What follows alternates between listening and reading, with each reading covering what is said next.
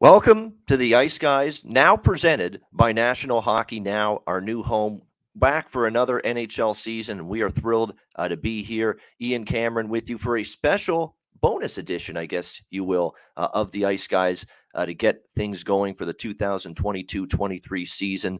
And the reason we're doing a bonus episode is because our guest, we wanted to bring him on. We wanted to do a preview show. He was interested in doing a preview show, but he's over in England. He's playing in a British hockey league right now over there, and he's playing with his team Thursday and Friday this week. So he said, let's accommodate. Let's bring him on Tuesday. We'll do a bonus episode. So here we are. Very excited to have someone that's actually from just down the road from me here in Hamilton, from Brantford, Ontario, home of the great one. And actually, I know a wonderful couple of mine. I've been friends with Peter for a long time there. They live in Brantford. They love the area. There, a great little town. And this is where our special guest is from, pro hockey player Mike Crocock, joining us here today on the Ice Guys. Mike, it is good to have you with us to get the NHL season started. Yeah, thanks for having me. I appreciate it. All right, so talk a little bit about who you are, where you've played, how long you've played, where you're playing now, and just the hockey journey that has been for Mike Crocock. Yeah, as you said, I'm from Brantford. I grew up playing in Brantford for the 99ers my whole way through minor hockey. After that, I was drafted to London in the OHL. Went on to play a little bit of Junior B, Brantford, Welland, and then Junior A, Burlington, Kingston, Summerside, Pembroke, a bunch of different places around there. Got a scholarship to Sacred Heart University in Connecticut. D1 school down there. Played there for 4 years. And then after that, turned pro with Newfoundland Growlers, Reading Royals. I went over to Sweden during the COVID year. And then this will be my second season over here in England. So I play for the Guildford Flames now. So yeah, it's been a journey for sure, but it's been good. It's been exciting, and I wouldn't change it for anything. Yeah, if you love hockey, it doesn't matter how many different teams you play for, how many different cities and countries even that you play in. You love the game. You love the sport. It beats doing some other things, and that's why you keep on doing it. There's no question. Exactly. And we got to tip the cap, too, to your Guildford Flames for a nice start to their season so far. You say your team is doing very well to begin the season. Just how well? Yeah, thanks. I mean, we started out really well so far. It's a bit different over here with the European leagues. We do something called the Challenge Cup. So you play a certain amount of games against, I think we have Cardiff and Coventry and that, and then we have our actual league points. So we've just been kind of back and forth with those two divisions, and I think we're at the top of the league standings, and I think by a couple points, and then we're doing well in the cup too. So it's been good so far. We're hoping to keep it rolling here. That's a great start. There's no question. Now, as we always like to do with our first-time guests, we get the highlight reel out. We got a little special, something they're not expecting when they join the show. So with that in mind, let's see what we've got here for our special guest here. Let's go. 40 Here we minutes go. of play. RIT would try to hang on in the final 20 minutes, wizardry. but Mike Crocock gets the equalizer for the Pioneers with under 5 minutes remaining, and RIT and Sacred Heart. That was during your days with Sacred Heart, correct? Yes. That's awesome. How about that? A little blast from the past right there. And of course, that's from the days with your Sacred Heart team many years ago against the Rochester Institute of Technology, I believe. RIT is who you were playing that day. See, nice little pinball puck ends up right on your stick, and bam, right in the back of the net. Pretty much a gift. We'll take it. Doesn't matter. Like I say, the first goal could go off someone's backside or some off the skate, or it could be a roof job on a breakaway. Doesn't matter. It went in the net. It counts. Yeah. That's all that matters at the end of the day. So Mike's still playing pro hockey. We're going to try to have Mike on the Ice Guys show with us many times throughout the season as well. So looking forward to that. So let's get into some NHL. It was a interesting off season, and certainly a lot of changes with these teams. We're just going to run through these teams pretty much in alphabetical order. We're going to start with the Anaheim Ducks to begin. The Anaheim Ducks, when I look at this team coming into this season here, Mike, I actually have this team projected to be better, and perhaps a lot better, quite honestly. I like what they're doing up front with the forward group. I think it's very strong if they all stay healthy there.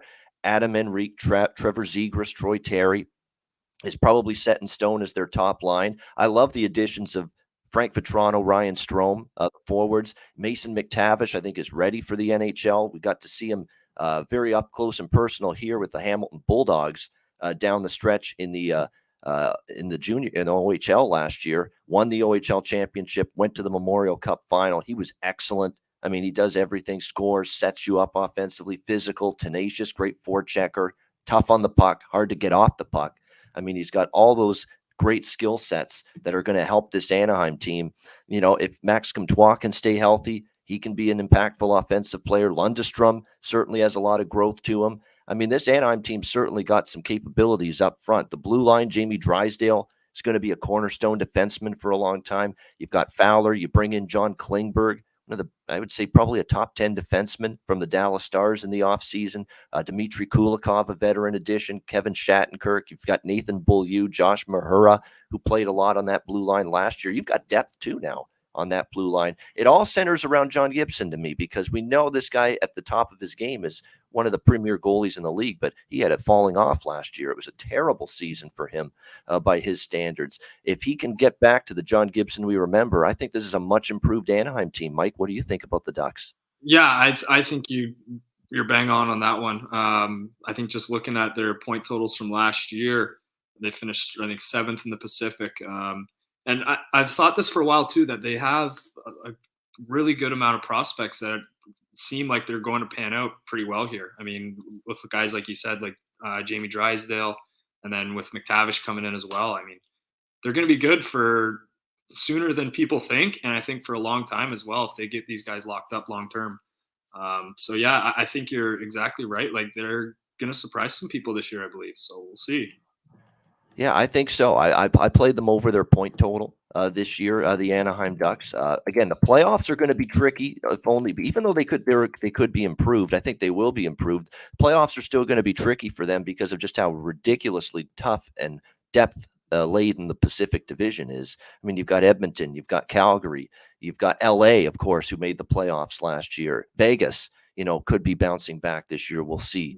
Vancouver, a full season with Boudreau, in training camp's going to help them. I mean, there's a lot of really good teams in that division, and there's only so many tickets to the dance, if you will, aka the playoffs. So that's going to be the challenge. Anaheim could be improved, yet still miss the playoffs at the end of the day.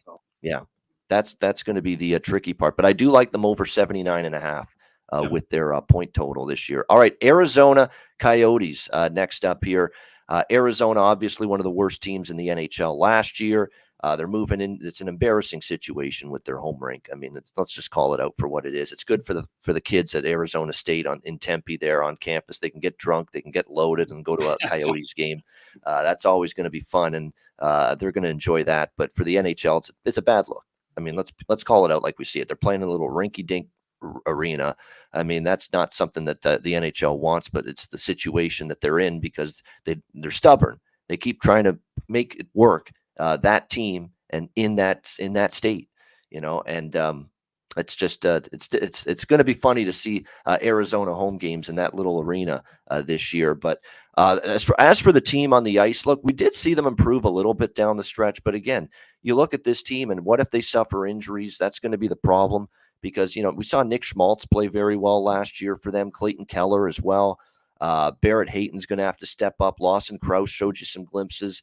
They brought in Nick Bukestad, I think, because they see, hey, this guy was a pretty good player at one point, but he's had injuries. He hasn't necessarily had that same offensive production the last few years. Maybe we can bring it out of him, but they have no depth. I mean, if any of these forwards get hurt, they don't have a huge stockpile waiting in the wings to replace them adequately. The blue line, when you look at it, Jacob Chikrin's situation, I mean, he's I think a bit of a disgruntled defenseman right now for the Arizona Coyotes. He's not really thrilled that he's still there. I definitely think the rumblings are true. He wants out. It's just a question of when will he get moved, probably closer toward the trade deadline. So he's probably only going to be with this team for the first half of the season.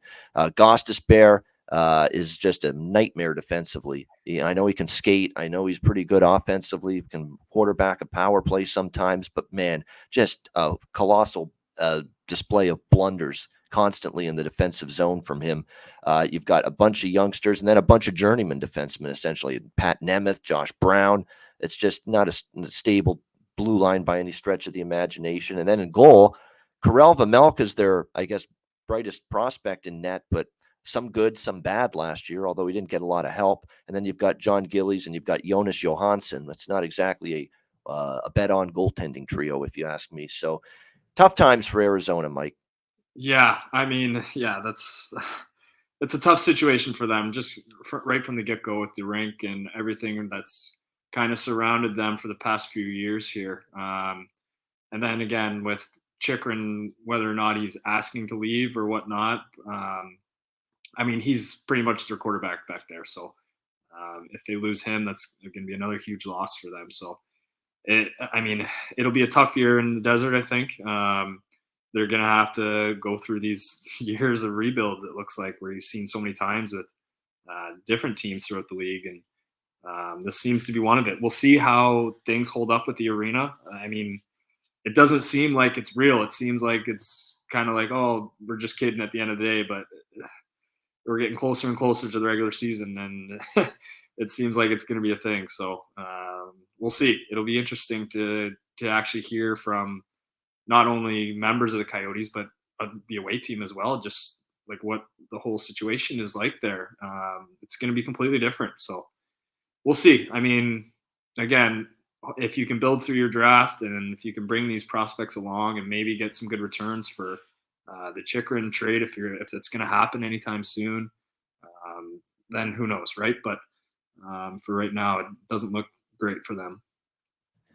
No, it does not. 25-win team last year. Yet, from a betting standpoint, Mike, 25 wins, yet they were only for their backers last year minus 4.93 units of profit. So that's using 1 unit per play for the season. That means if you bet 1 unit on Arizona for all 82 games, you were only down 4.93 units, even though they only won 25 games. And why is that? Because how many of those 25 wins were they cashing in at a plus 260, plus 350, plus 400 even underdog? I remember they were plus 400 against Colorado late in the season, and they actually won that game, I believe, in a shootout in Denver. That's what will make you more, it's what will minimize the loss. Betting on a team, even though they've only won 25 games. Yeah, exactly. And hockey's so difficult to predict, right? Because anything can happen on any night. So, you never know with that. A team like Arizona could go in and beat up on a team like Colorado that's maybe coming in from a long trip or a couple games in a row where guys are hurt or something like that. And you never know. So. Yeah, they're not bad enough that they can't take advantage of certain situations that are in their favor. And we did see that with Arizona a couple times last year. All right, we go now to the Boston Bruins next up. Boston last year, 51 wins, 29 losses on the season last year for Boston. 51 and 31 rather. The 31 losses, by the way, for Boston and for all these teams, when I say losses, it's a combination of regulation, overtime, shootout losses. I basically group them all together, and that makes up the 31. So 51 and 31 last year were the Boston Bruins. As far as profitability goes last year, they were profitable. 2.01 units of profit last year. So you did make money betting on the Boston Bruins last year. I think it's going to be tough to make money on them this year, especially early. I mean, early in the season, you look at what this Bruins team is going through, Mike, there's going to be some issues. I mean, they are very much depleted. They're going to have some key absences to begin this season. They're bringing in a brand new head coach in Jim Montgomery. Thank goodness some of these guys, like especially Patrice Bergeron, decided, I'm not going to retire just yet. I'm going to come back for another year, or else it really could have been grim for this team. But, they start the season with Brad Marchand on IR, 1/3 of the one of the best top lines in the NHL for the last few years. Bergeron, Marchand, Pasternak. We know how great they have been for the Bruins together, but you're going to be without Brad Marchand for a good chunk of time to begin the season. You've got 2 of your most important blue liners not starting the season as well due to injury, that they're going to miss significant time. Charlie McAvoy, Matt Grzelcyk. That's not a good thing for the Bruins either. And now here in training camp, Taylor Hall has suffered an injury, an upper body injury, and he's going to be out on a week-to-week basis. So you've got key absences here. And I look at the depth chart suddenly, Mike. You've got Bergeron, DeBrusk, Zacha, who was brought in from New Jersey, Pavel Zacha in the offseason. David Krejci's back, of course, played in Europe the last few years, now back with the Bruins, could be slotted on a second line with Pasternak and Frederick based on the current line combos. Wagner, Coyle, Smith, third line. And Coyle, sometimes you get offense, sometimes you don't. Same with Craig Smith, he's streaky. Foligno, Tomas Nosek, and this young kid, AJ Greer, has actually worked his way into a potential opening night roster spot for the Bruins as well. We'll see if he is able to get it. And then you look at the blue line now. Hampus Lindholm from Anaheim still here. Brandon Carlo, Mike Riley, Connor Clifton. But you're going to have some shakeups now at the back. Anton Strawman, getting older a little bit. Great defenseman a few years ago in terms of defensively. Very good in his own end, good positioning, block shots, all of that. Still give you some of that, but his defensive game has declined the last couple of years. Jakob Zaboral as well. But there is depth concerns now with the Grzelcyk and McAvoy injuries. And what do we know about Jeremy Swayman yet? Not much. We don't know how good he can be just yet. We haven't seen enough.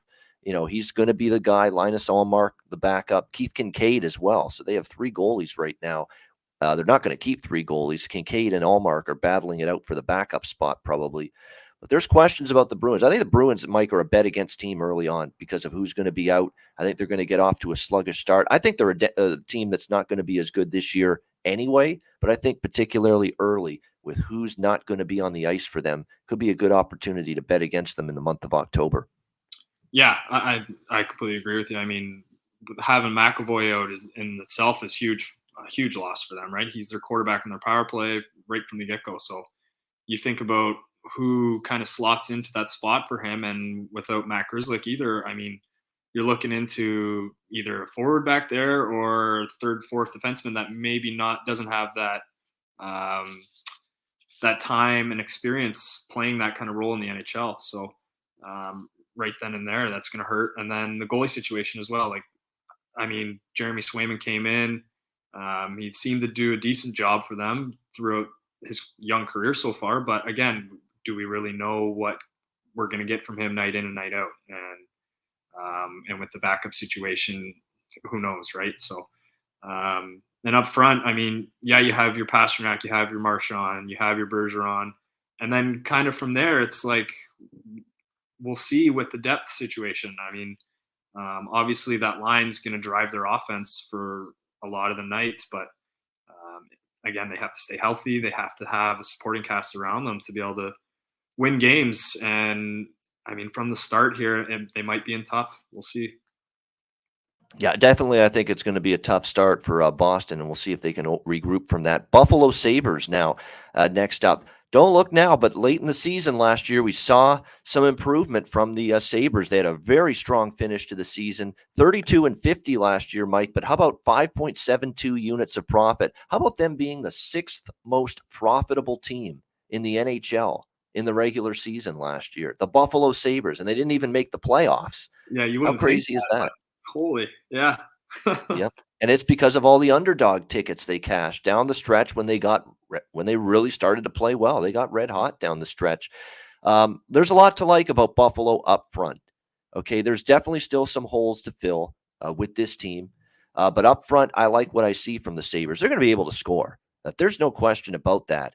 Jeff Skinner and, of course, Tage Thompson, Victor Olofsson. They're back. And Victor Olofsson, it's time to shut up with the he's only a power play guy. This guy's 5-on-5 offense improved significantly. His even strength play got a whole lot better last year. That was good to see. He became a more well-rounded player, not just someone that scores on the power play. Casey Middlestat, if he stays healthy. Alex Tuch, of course, I thought he, close to home. He's one of the guys that's definitely excited to play in Buffalo because he's close to the area. Jack Quinn, they really think highly of this kid. He's only 21. He's a center. He's looked pretty good here in the preseason early. You got Peyton Krebs also, like Tuch, brought in that Jack Eichel deal from the Vegas Golden Knights. Dylan Cousins, I think that's someone you watch out for. This kid just works his tail off every game. He's got a little bit of everything to him, can score. It doesn't mind dropping the gloves even now and then as well. It's got that little sandpaper physical element as well. JJ Peterka, keep an eye on him. This is someone that's opened up some eyes in training camp as well. We'll have to wait and see going forward, but they think he has a chance to crack this roster. Okposo is still here, who had a resurgent offensive year. I wasn't expecting that out of Kyle Okposo last year. He kind of had a turn back the clock type of season. Asplund, Girgensson, Riley Sheahan, Anders Bjork, Vinny Hinostroza. I mean, they've got tons of forward depth. They're very good up front, in my opinion, the Sabres. At least have the potential to be. The blue line, they've got 3 stalwarts, youngsters that they're going to rely on for a long time. Matthias Samuelsson, Rasmus Dahlin, who had a bounce-back year, big-time bounce-back year last year for him, and Owen Power. I've got the power! Owen Power. Sabres do have the power. And full year now with him. I think he's ready for the NHL. Great poise with the puck, great vision, sees the ice well, great passer. Has got an underrated shot.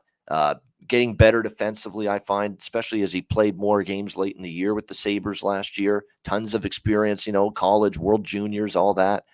He'll fit in very nicely. I think he's ready for this moment. They bring in Ilya Lyubushkin, a physical defenseman. Bryson and Henry Jokiharju rounding out the blue liners.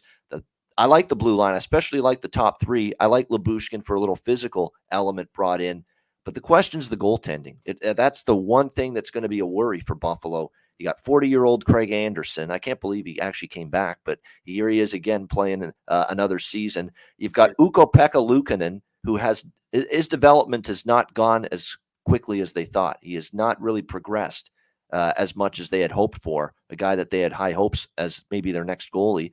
And they bring in Eric Comrie, Eric Comrie from the Jets, he had a great year last year backing up Hellebuck. But is he going to be able to do that again? This is a guy that only had that one really good season last year. Can he do that again? Because sometimes you see one good year and then it's a flash in the pan. They don't follow it up next year. So big questions in goal, and that could be a concern for Buffalo. But overall, this is definitely a team that improved late last year, has some potential this year. What do you think, Mike, about the Sabres? Yeah, I mean, their forward group up front, now that you named some of those guys, it's like, yeah, wow, the depth there is great. And you have your back end that is starting to fill out. I mean, with 2 first overall picks on D, like, you can't go wrong with that, right? And so far it seems like Dahlin's having a bit of a bounce back from obviously a tough rookie season. But again, like, his rookie season was under that Buffalo team, which weren't great in all honesty. And then Owen Power, I mean, he's going to be good, right? It just kind of depends on when. And I know he's ranked for the Calder votes for this year. So we'll see how that pans out. But yeah, I mean, you have some scoring up front. Your defense looks pretty solid as well. Like, it's going to be tough for them, I think, just being in that Atlantic Division too, right? Just because of you have your Florida, your Toronto, your Tampa. It's going to be a battle every night for them. But hopefully, with going through those certain times that they have, that they can kind of rally around that and be able to fight through that and get some wins this season and surprise a lot of people. I think a lot of people don't really think the Buffalo Sabres are that good of a team, right? So we'll see. And again, with the net minding situation, yeah, Craig Anderson's getting old for sure. I think it's just going to have to be a wait and see kind of thing. Maybe they move some depth pieces to maybe pick up another goaltender at some point closer to the deadline or something in that situation. But we'll see. I like the Sabres as well. They should be a good team this year. Yeah, no doubt. It was an offensive. You know what Buffalo's going to be? I think they'll be a bet-on team in spots because you're going to get good prices with them. But more than anything, you bet some overs with this team. You're going to see over 6 over, even if it's 6.5, the totals in the Sabre games. They're going to be playing some shootouts this year because they're going to be able to flat out score. A lot of their defensemen, while we like the young defenseman Power, Samuelsson, Dahlin, more offensive-minded defensemen, still got to work on the other side of the puck a little bit. And, of course, the goaltending's a question mark. So could be a lot of 5-4 games with the Buffalo Sabres this year. They'll be a fun team to watch for sure. Yeah, that'll be exciting in Buffalo this year, especially with that division too, right? With you got the Toronto, the high-powered offense, like that could be a lot of over games there. So we'll see. Definitely could be. That's kind of like what we talked about earlier with Anaheim. We think Buffalo's better, but again, it's a product of a tough division you're in. That doesn't mean, though, you're going to be able to make the playoffs. You could be better and still miss the playoffs if you're Buffalo. All right, Calgary Flames, they're better, and they will be in the playoffs. The Calgary Flames, no question about that. This was a unbelievable turnaround job done by Brad Treliving, the general manager of the Calgary Flames. We did the last time we were on the air as the Ice Guys, the show before this one was the free agency recap show, second week of July. And it was just after Johnny Gaudreau wanted out and ended up going to Columbus, and Matthew Tkachuk requested a trade. And at that time, we're saying, oh my God, the Calgary's going to fall apart going into next year. I mean, Gaudreau and Tkachuk are gone. That's 215 points combined. Think about that. That's 215 points combined that you lose from Tkachuk and from Gaudreau being gone. And we thought they're fucked.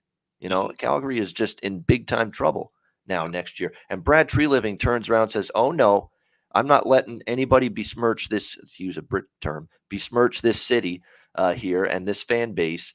I'm going to find this way to fix this shit and get our team back on the tracks and have ourselves a legit playoff team and a legit contender again. And boy, was he true to his word.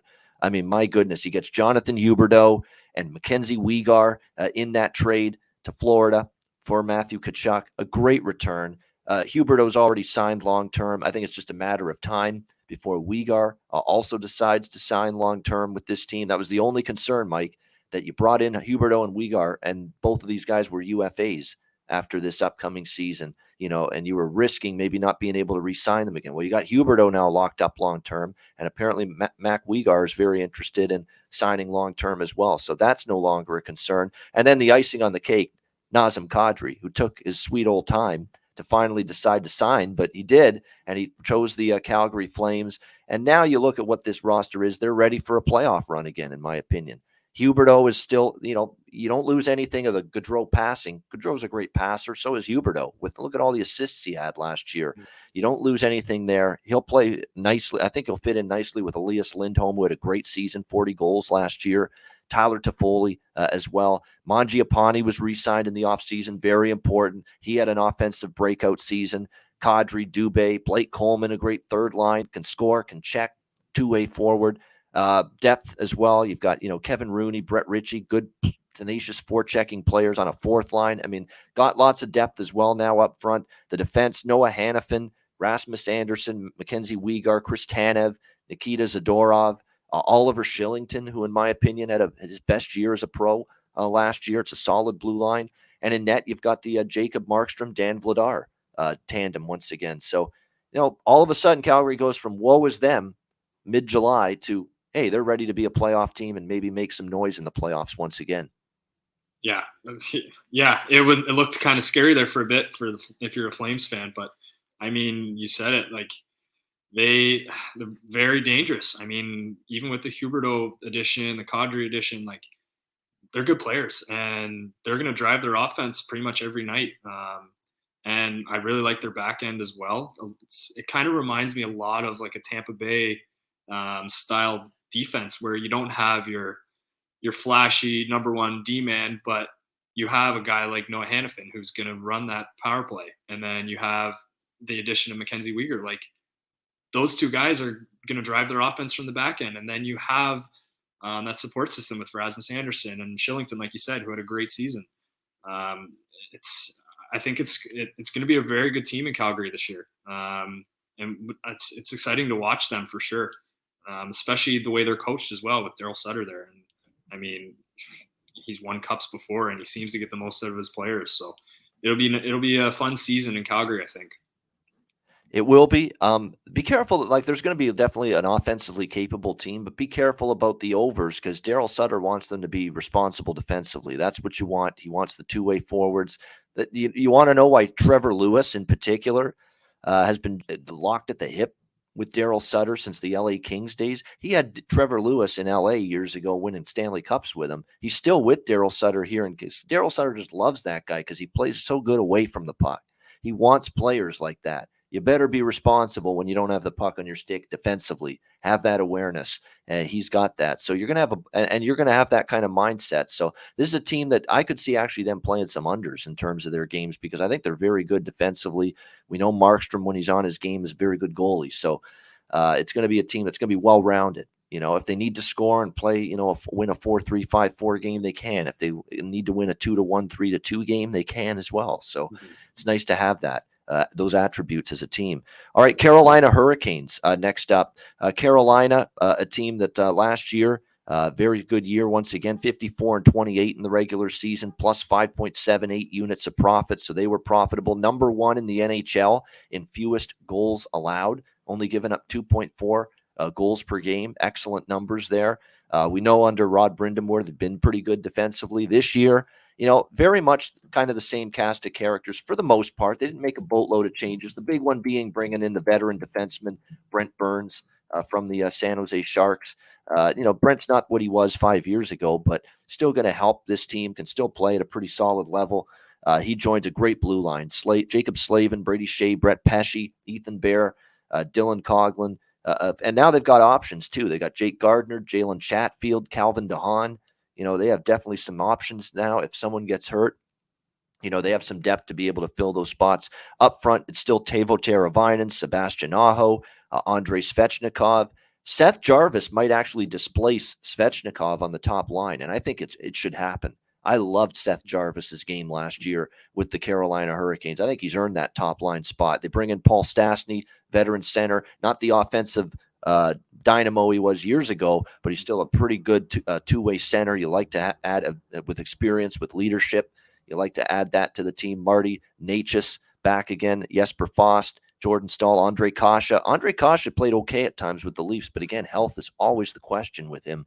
Martin Kotkaniemi and Peterson rounding it out for the Hurricanes. And in net, that's where the question is. You've got Frederik Andersen. Can he stay healthy? We thought he was finally going to stay healthy for a full season last year. And then sure enough, he gets hurt late in the season and is out in the playoffs, and Antti Ranta had to take over. And then you've got the future goalie waiting in the wings here, Pyotr Kochetkov, who ended up getting some playing time down the stretch. So goaltending, though, you've got options. That's the nice thing. You got those two older Cripple Creeks, if you will, Anderson and Ranta. But at the same time, you've got the young kid there who looks like he's going to be maybe a solid goalie based on the glimpses we saw last year, in case those two older goaltenders, Anderson and Ranta, get hurt again. Mike, Carolina looks pretty good again this year. They've had that issue with getting over that last hurdle, getting over that last hump. They've lost in first rounds, second rounds, conference finals the last few years, but they're going to be right there again. Yeah, I think they're primed to make a solid run this season. I think with Anderson, with the goalie going down in the playoffs there, I mean, that's a huge loss for them. And I think that up front, they're a team who can score goals. They're a team who plays well defensively as well under Brind'Amour. They're not looking to score 8 goals a game and have 8-7 games, right? They're looking to win games the right way, grind teams down. And it seems that way throughout the Metropolitan. That's kind of the style there, with some gritty teams with Pittsburgh, Washington, Columbus. And that's kind of the way Carolina is shaped up to be as well. So again, 116 points last season. It's tough to get. And that's a great year for them. And I think if they have a favorable matchup in the playoffs, then it could be a team that could do some damage. And we'll have to see. I mean, as long as guys are staying healthy there, they're going to be a good team. They're well coached. So they should be good again this year. Should be good, but I caution you from a betting standpoint. I mean, last year, 5.78 units. That's it for a team that won as many games as they did last year. It may not be as easy to make profit with them, because you're always going to get them when they're playing mediocre to below average teams. They're going to be minus 200, especially when they're playing at home. So you're going to really have to be careful, pick your spots with Carolina. All right, Chicago Blackhawks next up here. Look, Chicago obviously rebuilding. You're not splitting the atom, figuring that one out. Definitely, it's a team that is going to be looking toward the future. Last year for the Chicago Blackhawks really fell apart for them, because remember, last year they're bringing in Tyler Johnson from Chicago, Marc-Andre Fleury, Seth Jones. Everyone's getting excited that, hey, maybe this could be a dark horse playoff team, and they got off to that horrible start. Jeremy Colleton gets fired, and they never recovered from that. 28-54, minus 22 units. That means if you bet $100 on Chicago every game last year, you were down $2,200. Not good. You were in the poorhouse betting Chicago only Philadelphia was worse for their backers last year than Chicago in the NHL. It's going to be tough to make money with them this year, but they could be one of those teams that, like Arizona, in certain underdog spots, when they have an opponent that's in a troublesome spot, they could sneak up on you. But, it's a team that is going to be very much definitely worse up front in terms of the depth. They have Taves and Kane. They were both probably going to be dealt at the deadline, especially Kane. Kane's probably only going to be here for the first half. There's links to him maybe going to Edmonton, to Buffalo, his hometown, and most of all, the New York Rangers, which I think is probably the most likely destination for Kane in a trade deadline deal, because it's a bona fide cup contender, and that's what he wants, to play for a cup. He loves playing with Artemi Panarin, the bread man. He's been on record saying that. So it looked like it would be a good fit with him with the Rangers. That's probably where he'll end up going.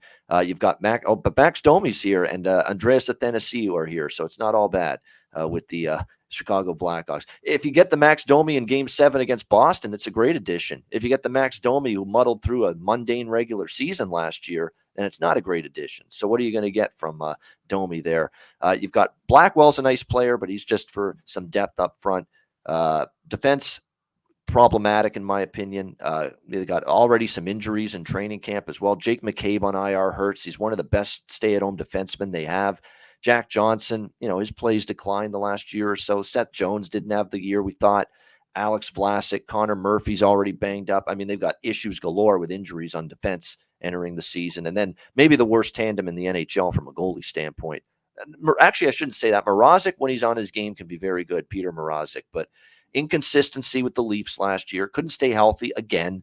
That's an issue. And then Alex Stalock, a good friend of mine who I do the show with, my colleague here, Alex B. Smith, Mike, apparently knows someone from Minnesota that's friends with Alex Stalock. Says Alex Stalock's only in the fucking league right now so he can get enough games to collect his pension. That's it.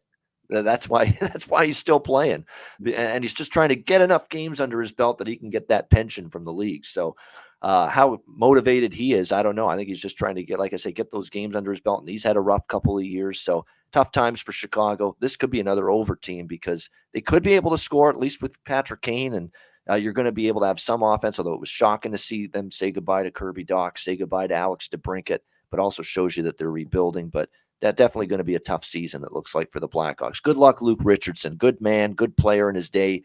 I think a good hire, but boy, tough job ahead of him.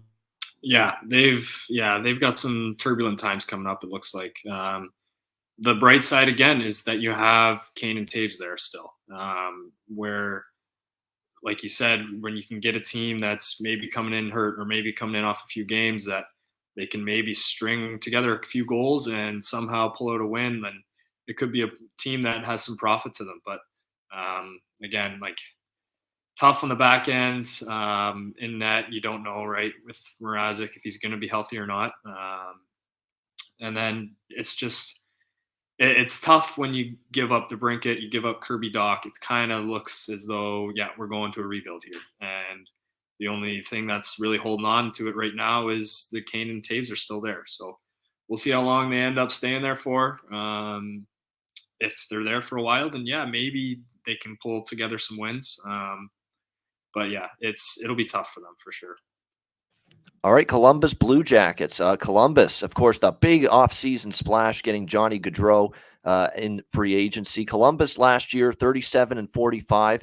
Profitable team, 2.95 units of profit for Columbus in the regular season last year. They might actually be able to improve on that. Certainly this team offensively, it's going to be better by default with Johnny Gaudreau there. It's going to be phenomenal, and potentially to see the chemistry with him and Patrick Laine. I'm sure they're going to play on the top line for Columbus. Jack Roslovic had a huge, massive breakout season. He was like, couldn't be stopped down the stretch. Couldn't believe it, what we were getting from Jack Roslovic down the stretch offensively. Jake Voracek had a very good season from a playmaking standpoint. The assist numbers were terrific again for Big Jake.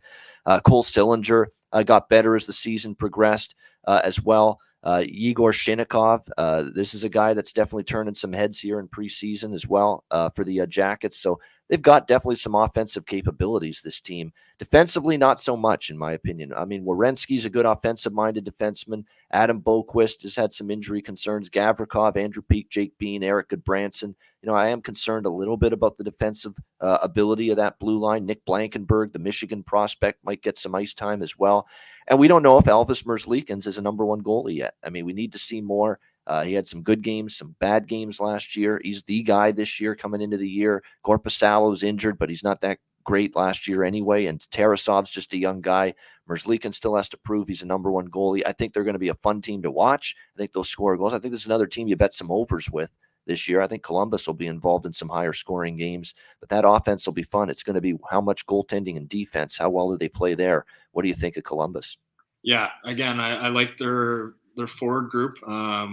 That huge signing with Johnny Gaudreau. I don't think anybody saw that coming, but that's huge for them, obviously. And then from there, I mean, yeah, your secondary scoring, is it going to be up to standards? We'll see. I know they signed one of my former teammates at Sacred Heart, Justin Danforth, on a new contract. So hoping the best for him and a lot of ice time. And if they can get him into a situation, you never know, right? So, but again, their back end, the thin, we'll see.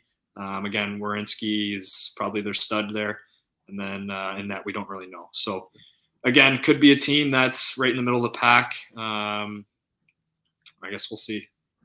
Justin Danforth, 14 points in 45 games last year. And apparently they've got him right now, third line possibly, to start the season on this team. So very much could be part of the forward group for the Jackets to begin the year for Brad Larson. All right, Dallas Stars. Dallas Stars, of course, last year barely got into the playoffs, but they did indeed get in. 46 and 36, plus 4.14 units of profit for them last year. Dallas, of course, coaching change. Peter DeBoer, now the head coach. He's not my favorite coach, I'll be honest. I know he has had a lot of regular season success, and he got San Jose to a Stanley Cup final, but I thought with Vegas, it just wasn't a good fit there. Some of the decisions that he made with goaltending and how to organize his forward lines at times were a little weird, a little head scratching. We'll see what the fit is like here. As far as up front, Pavelski, Faksa, Kiviranta, Hintz, Gurianov, and Mason Marchment was a nice addition. I mean, Mason Marchment had a breakout offensive season last year, signed with Dallas more than anything because, look, terrible loss of his father this year, Brian Marchment. It's just sad to see that. It's just too young to lose your dad. But a big reason why he signed with Dallas is because Peter DeBoer and Steve Spott were associated with the San Jose organization where Brian Marchment was working the last few years. So kind of a personal connection, and it veered him towards signing with Dallas. But Dallas definitely happy to have him, Mason Marchment, after a great season last year. Jason Robertson goes without saying. You know what, Mike, I say this every year. They're going to go as Ben and Seguin take them.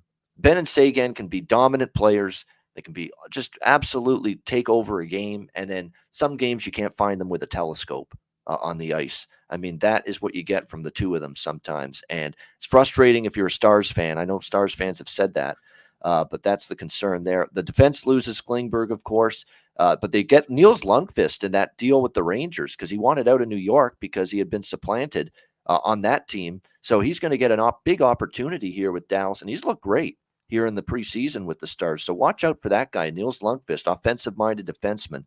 Suter, best days behind him. Heiskanen's pretty good still. Lindell, same thing, but Colin Miller, good defensively. But, you got some depth concerns, blue line, and you got Jake Ottinger, though, who, man, they almost won that Calgary series because of Jake Ottinger. I think he's proven he's ready to be a number one goalie. So I think it could go either way with Dallas, but based on the climate of the West, it could be difficult for them to make the playoffs. What do you think of Dallas?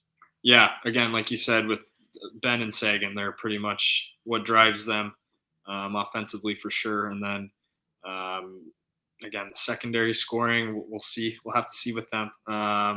Again, in a very tough division. Like, call it like it is. I mean, you have your Colorado and your Minnesota and St. Louis that are going to be good again. So we'll see what happens with that. I really like Miro Heiskanen. I think he's going to be their number one guy for sure for a long time. And it's kind of like the three of them, what can they figure out and kind of go from there. But with Ottinger, he's a guy that, you're right, almost stole them that series against Colorado or against Calgary. And if he can pull that off again, then you never know, right? If you have good goaltending in the NHL and if you can kind of stay healthy throughout the regular season and into the playoffs, then you have a chance. But again, should be a middle of the pack team. I think they 98 points, something like that I'm seeing. So we'll see. We'll see with them. I think they'll be decent, but to go against those top teams in that division will be tough for sure. Yeah, it will be. They were an under team last year. I think they'll be an under team this year, too, in terms of their game totals. 44 unders, 34 overs last year for the Dallas Stars. So I think they'll play probably some lower scoring games as well this year. And that's the way DeBoer wants to play. Detroit Red Wings. Thumbs up Steve Yzerman. What an offseason for this Detroit team and the job he did. Now, you got Lucas Raymond, Dylan Larkin, Tyler Bertuzzi, Jacob Vrana, guys like that back from last year. But you added David Perron, going to make you better offensively at 5-on-5 and especially on the power play. I mean, this guy's a power play machine, David Perron. Andrew Kopp, great two-way center. Get him from the Rangers. Jets and Rangers last year, played well in the playoffs for the Rangers. Back, he's a Michigan kid as well, so he's happy to be back close to home.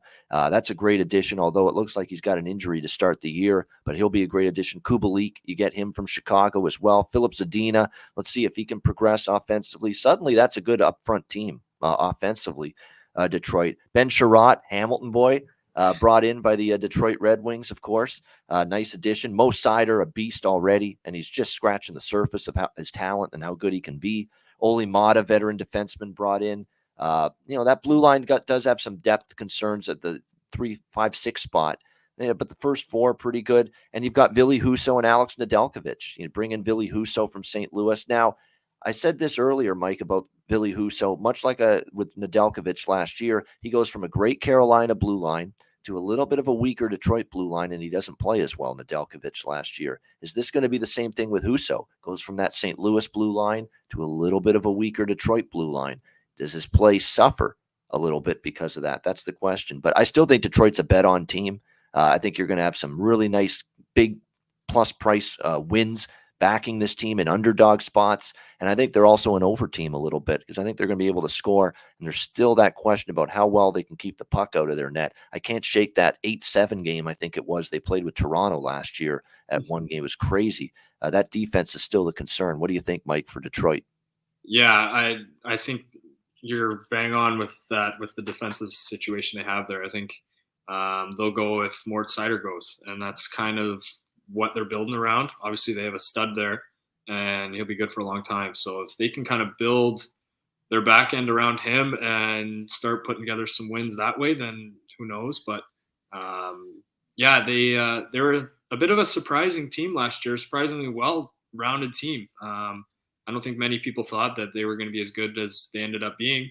But again, who knows with the goalie situation there with Husso and with their D not being that great, I guess we'll see. But again, could be a team that's right in the middle of the pack in that Atlantic division. And we'll see from there. I mean, you're still going against your Montreals, your Ottawas, but then you have your Florida, Toronto, Tampa right there too as well. So we'll see with them. I think they'll be good down the road here. And that's kind of seems what they've always been like is they take their time with their prospects, put them down in the American League and develop them the way they want to play. And they end up with a lot of championships from it. So we'll see with the Red Wings this year.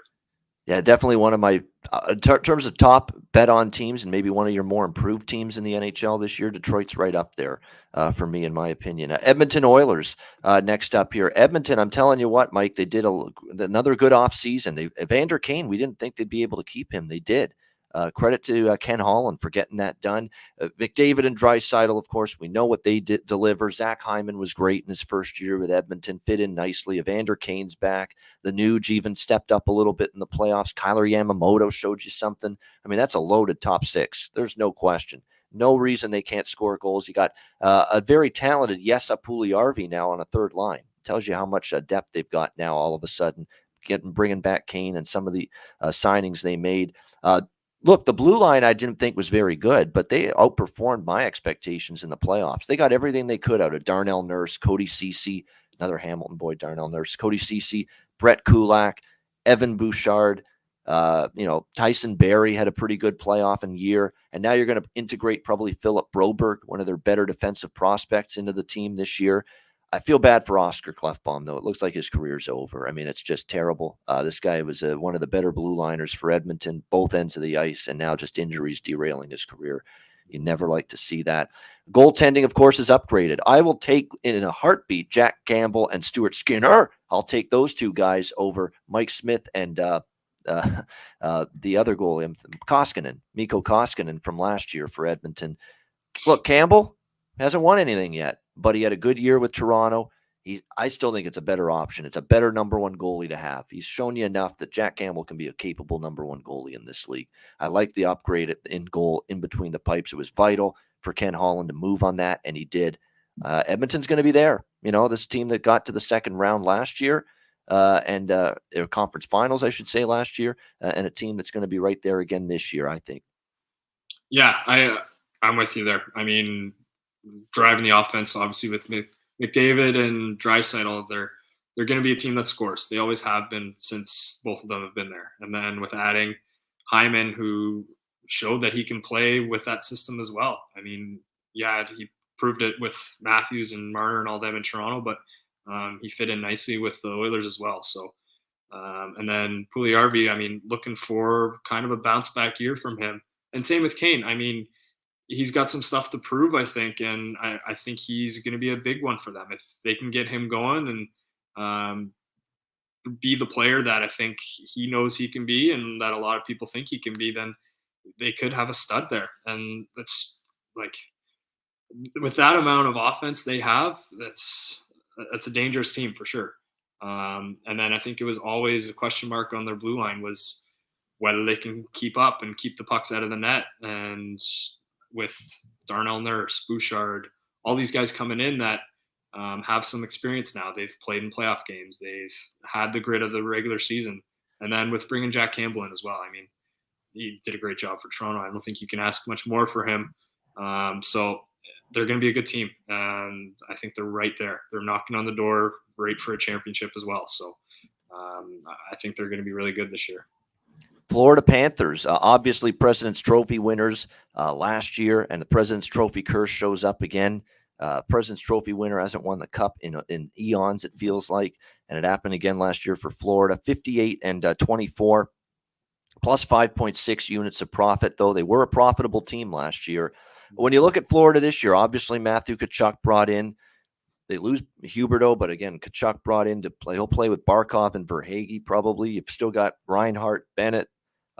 You've got some good offensive weapons there. I don't know if you have nearly the depth you had last year, though, offensively. Because you lose Mason Marchment, who all of a sudden had a big season for them offensively last year, and that third and the fourth line for Florida: Cousins, Lundell, Colin White, Lomberg, Luostarinen, Patrick Hornquist.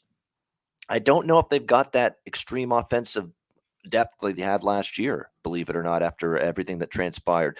The blue line with Gus Forsling, Eric Ekblad, Lucas Carlson, Radko Gudas, Brandon Montour, Mark Stahl,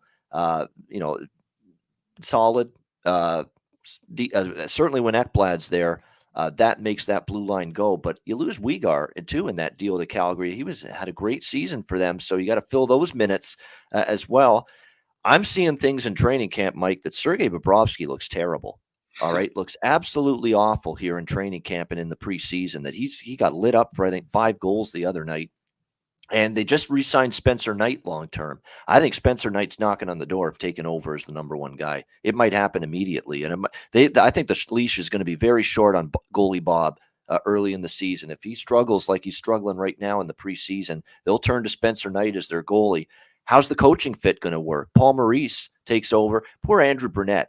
I think he fell on his sword, or he got thrown under the bus for the power play sucking in the playoffs, because everybody was talking about playoffs. The power play stunk for how good it was in the regular season. It was terrible in the playoffs. They accused him of not making adjustments on the power play, and sure enough, he's out as head coach. They bring in Paul Maurice. Paul Maurice is more of a cycle, forecheck type of coach, though, offensively. He's not so much the transition game, the speed game, which is what Florida's been playing.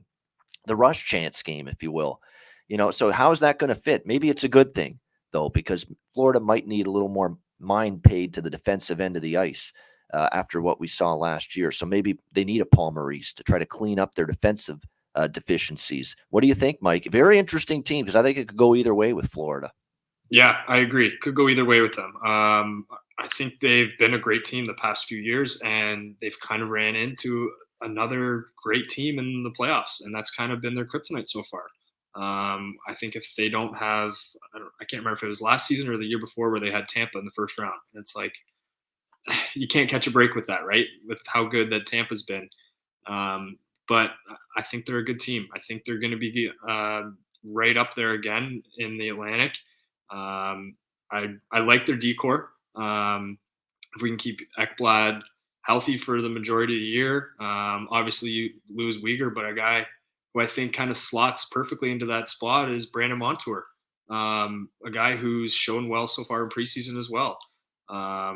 So I think with that, and then with Spencer Knight coming up and signing along, I think it was a 3-year deal or something like that. So he's kind of their future there. So if they can put the goals up that they have, obviously losing Huberdeau, yes, you lose some goals, but you're also adding some. So it's going to be tough to see. I think coaching will be big there with Maurice coming in, and maybe they can play a system that works better in their favor against these top teams in that division. So I think they'll be good. I think they'll be challenging again for another Stanley Cup. It's just, again, who can they draw the first round? Who stays healthy? Who's hurt? That kind of thing. And when can they get rolling? But yeah, I think they'll be a good team. Yeah, I think they will, but I think they're going to be they might be a money losing team this year, though. I think you're going to be able to find some spots to bet against them in times because of how well priced they are. The good news is that Maurice is going to try to get them to be more of a cycle the puck team in the offensive zone and forecheck. And at least they brought in a guy like Matthew Tkachuk who fits that kind of system very well. So that is a good fit that Tkachuk will play that system very well. LA Kings now. Next up, LA Kings, what a season last year, making the playoffs, gave Edmonton everything they could handle in the first round. Very impressed with LA, 44-38, 8.19 units of profit, number 3 in the NHL in profitability last year. You made a lot of good money with the Kings last year if you bet them in every game. And look, they've got a great young core. Adrian Kempe, they bring in Kevin Fiala. He's streaky as fuck, that guy, offensively. He can score in 8 straight games and then not score in 8 straight games. But he's here from Minnesota. Trevor Moore, Philip Deneau with a bounce-back offensive year. We know he's great defensively. Victor Arvidsson, Alex Iafallo, Quentin Byfield, still got lots of, improvement still to come. I think he could have a breakout year. Arthur Kaliev showed you something down the stretch. Carl Grundstrom as well. The defense looks very solid if they stay healthy. Mikey Anderson, a lot of minutes last year down the stretch, played well. Tobias Bjornfoot, Matt Roy, Drew Doughty, Matt Waugh, I should say, Drew Doughty, Alexander Edler, Sean Dursey. What a year for him last year on that blue line. And look, John Quick had one of his better years in quite some time last year, definitely. After years of inconsistency, play declining, injuries, and he had his best year since probably when they won the Cup. And Cal Peterson, a young goalie that showed you some capabilities last year. I like the Kings team. I think they're a playoff team again. Will they make as much money for their backers as last year remains to be seen. But no, lots of a bright future ahead for the LA Kings here. Yeah, I think they're going to be another playoff team as well.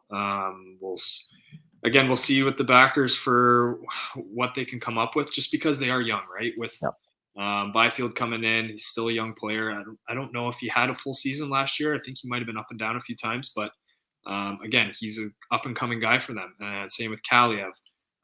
You add in Brant Clark if he makes that roster this year. I mean, that's another addition for them. On the back end, just of another young guy.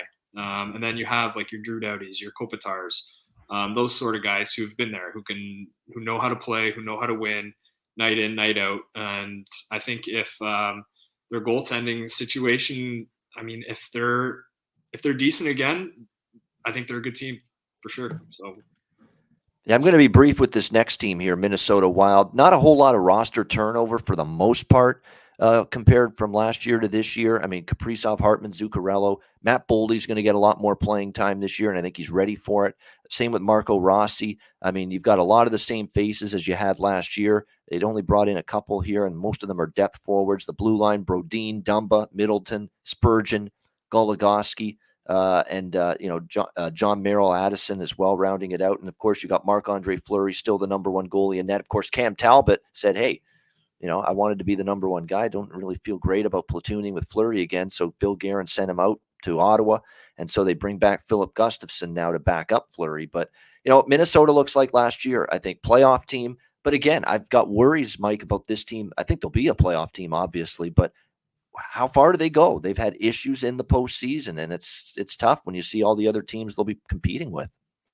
Yeah, that's kind of been their theme recently, is just their playoff performance. And again, it's probably not a factor of themselves, but again, just their competition with the Colorado, St. Louis, Dallas, Nashville, all those teams that are right there that give them a tough time in the playoffs. I think if Fleury's throwback Marc-Andre Fleury, that they can be very good. But again, with the not a lot of roster turnover, sometimes it's a good thing. Sometimes a boring summer isn't all that bad for them, just so that they have those pieces in place and they know what to expect. And hopefully they can come out of the gates swinging. Again, playoff team probably, and I think they'll do well. All right, the Montreal variances, as I would like to say, are coming up. Montreal Canadiens. I say Montreal variances, Mike, because this team could really be bad again. This team actually could really be much better. I mean, I think there's a wide range of possibilities for the Montreal Canadiens this year. But you look at it, obviously last year, it was a horrible, dismal season. No question about that. They were third least profitable team in the NHL last year, 22-60 minus 21 units of profit last year, Montreal. This year, Cole Caulfield's got to be that bona fide 40-plus goal scorer type of guy this year. He's very capable of that. Suzuki now, the captain, Mike Hoffman, Jonathan Drouin. I mean, this guy's frustrated me now. I've been sympathetic. I've laid off the heat that I've criticized this guy so much, but he has had some mental health struggles that he's been dealing with. I want to be sympathetic and acknowledge that and be aware of that. But hopefully he has a good year. Monahan, I ripped this guy to shreds in Calgary. Terrible. Underachieving. I think the guy's so much capable of more. Let's see if maybe a change of scenery, a fresh start gets him going. Josh Anderson from just down the road, Burlington, Ontario. Evgeny Dodonov brought in. They've got Dvorak, Gallagher still. Uri Slavkovsky, will the number 1 overall pick make the team on opening night? We'll have to wait and see. I like Mike Matheson. Great job getting him from Pittsburgh in that deal. A nice addition to the blue line. David Savard, Edmondson, Justin Barron, but a lot of depth concerns. I mean, you might be starting the year with Chris Weidman, Madison Bowie, and Jordan Harris on your blue line. So that's not exactly a great depth that you like to see on your blue line. And again, the goaltending, Jake Allen's okay, some good, some bad. Same with Montembeault. So I think this team could be really rough again. One of the worst teams in the East. And I think the ceiling for them is middle of the pack in the East. And if things really break right, hell, could they challenge for the playoffs? Perhaps. I think that's being a little too adventurous, but Montreal could go in a bunch of different ways for me.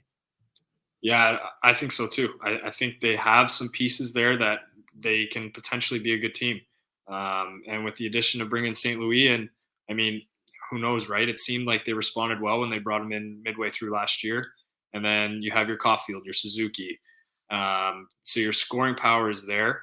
And I didn't even mention Kirby Dach from Chicago. Yep. Exactly. It's another fit. And again, another right-handed forward up there that can score goals for them. So we'll see with that. And I do like their toughness as well. I think they're going to be a solid team from that standpoint with Josh Anderson up there. And then on their backhand, like you said, I really like that Matheson pickup. But then again, like you have some young guys there with Jordan Harris and Chris Weidman and that sort of thing. So it'll be interesting to see. I think that they could be a decent team this year as well. But then again, who knows with them, just because of their division and whatnot, and just staying healthy. Hopefully they're a young enough team where they can kind of get through the season without hopefully some big injuries to older guys that seem to happen in the end of their careers and that sort of thing. So we'll see with them though. It'll be exciting down the road for sure. Nashville Predators, not really, pretty much the same forward group except for Niederreiter being brought in. He was the big addition in the offseason from Carolina, but you got Forsberg, Granlund, Duchesne, Ryan Johansson back, Yakov Trenin, Sissons, Tanner Jeannot, who showed you a little bit last year, Eli Tolvanen, very much the same group other than adding Niederreiter. Defense, Yossi, Alexander Carrier, Ekholm, Dante Fabro, Borowiecki, Lozon. The big addition being Ryan McDonough, of course, from the Tampa Bay Lightning, Stanley Cup winning experience. UC Saros back in net. But again, Great goalie when he's healthy at times, but can he be healthy for a full season? And then you've got Kevin Lankinen brought in as the backup from Chicago, and Connor Ingram. They'll battle for the backup spot. Nashville is going to be right on the fringe of the playoffs, just like last year. They could make it, flip a coin. They might get in, they might not. I'm not a big John Hines fan. I don't think this is the greatest coach in the world. He's not Scotty Bowman. He's not, he's not anywhere close to some of the great NHL head coaches. I think he's made a lot of blunders at times, but they overcame it, made the playoffs last year. They could get in this year, but I'm kind of lukewarm on Nashville. And honestly, I'd probably look to fade them before I bet on them. Mm-hmm. Yeah, it could be a team where you're fading against them. But again, like, we'll see. You have Roman Josi back there, Matthias Ekholm, Dante Fabro, who are all going to be great players for them. I mean, Josi, kind of one of the best defensemen in the league. If you don't have like a Cale Makar in your league, he's probably winning the North. So we'll see with that. They were one of those teams a few years back where they were challenging for a cup, and they were one of the better teams in the league. And it kind of fell apart on them for a little bit there, it seemed like. But it didn't really go into a rebuild is what the sense was around them. And they just kind of kept restocking and going year by year and getting a little bit better. I don't really think they're quite there yet. I think they still have some missing pieces, but they're a decent team. And they should do okay in their division in the Central. But playoff team, not sure. We'll see. New Jersey Devils, I can't see this being a playoff team just because I don't know how good this defense is going to be. I like up front what you can get with New Jersey with Hischier, Bratt, Jack Hughes, Dawson Mercer. Palat now comes in from Tampa Bay. Andreas Janssen, Jesper Boquist, Fabian Zetterlund. Keep an eye on him. Igor Sharon goal. I mean, like another team that's going to be able to score goals, but can they keep the puck out of their own net? Siegenthaler, Dougie Hamilton, Graves, Severson, Brendan Smith, John Marino looking like your blue line this year for the Devils. And again, I don't know what I'm going to get from these goalies. I don't. Mackenzie Blackwood is hit or miss for me. Vitek Vanacek last year, they bring him in from Washington, hit or miss, inconsistent. And then Bernier, your third option. Feels like another team that's going to score a lot and give up a lot, kind of like last year. And that's frustrating, I'm sure, if you're the Devils, because you know you've got this offensive talent, but your defense keeps letting you down. You know, if they showed you some defense and goaltending, it's a team that's capable of contending for the playoffs. I just don't know if they're capable.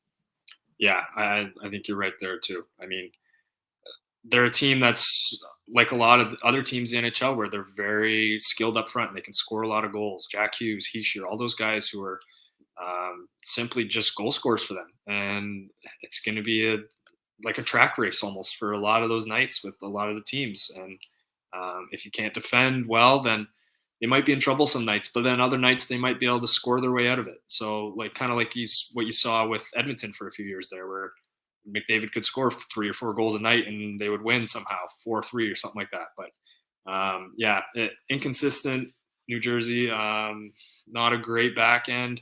And then their goaltending situation isn't great. So I don't think they're a playoff team either, but if they can add some pieces, then you never know, right? There, it could be right there. All right, New York Islanders. Lou Lamoriello with this team is like Duncan Keith last year in the NHL, like Ben Roethlisberger last year in the NFL. You've lost it. You know, you've lost your skills. You know, you're just not the player you once were. In this case, you're just not the GM you once were. I mean, this offseason is an absolute disgrace for the New York Islanders, what they allowed to happen. I mean, they didn't address anything for their offense. I mean, I love hearing old Lou here in the offseason talking about how, oh, you know what, we didn't really have many offensive defensemen last year, and that really hurt us. Well, you had Devon Taves, and you let him walk. You let him go to Colorado. You had one right there. And look at what he did in Colorado this year for that team. So, you know, he's done a bad job. I hate to say it. He's a legendary GM. He did incredible things with the New Jersey Devils all those years with Marty Brodeur and those great Devils teams.